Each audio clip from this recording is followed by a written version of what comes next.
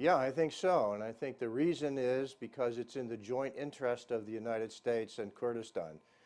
The way I see it, there are 5 very important interests shared between the United States and Kurdistan. One, Al-Qaeda, ISIS will not be destroyed without the Kurds. 2, the defeat of the jihadi ideology, what I call the long war, will not be defeated without strong, moderate Sunni voices. 3, U.S. foreign policy promotes more democracies than less. Kurdistan is a very friendly democracy in the Middle East.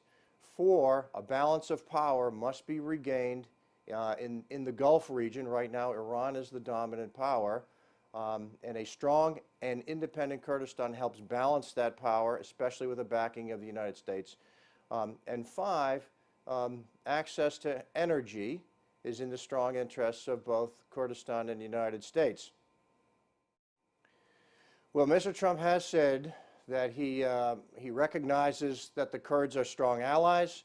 I know he's got very realistic advisors right now. General Flynn himself has served in the region. He knows the area well. And it makes sense that the direct arming of the Peshmerga, the direct equipping of the Peshmerga, without the approval of Baghdad, is in our interest.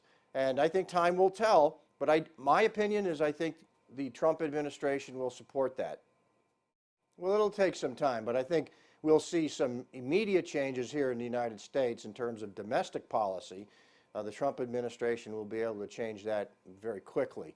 Foreign policy will take a little bit longer, but I think it will begin by very clearly identifying who the enemy is and why victory in this war to defend humanity, as I call it, this war against Daesh, is very, very important to many people, including the United States. And I'll add this point right now. If Kurdish unity was ever needed, it is needed right now. Now is the time. Because after the liberation of Mosul, I believe that there are regional powers who will begin to try to encourage divisions within Kurdish leadership and within Kurdistan.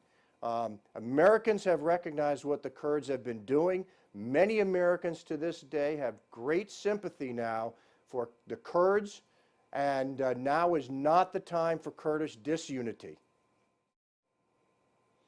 Well, it's my opinion that they're going to have to consider that. It makes sense from a U.S. foreign policy perspective, and it's militarily sensible and logical. We'll see what the Trump administration will do with it, but they're certainly more likely to do it than was the Obama administration. I don't think he's going to stand in the way of it. There's good talk in D.C. that should the Kurds decide to go forth with the referendum and pursue independence, that nobody in D.C. is going to stand in the way.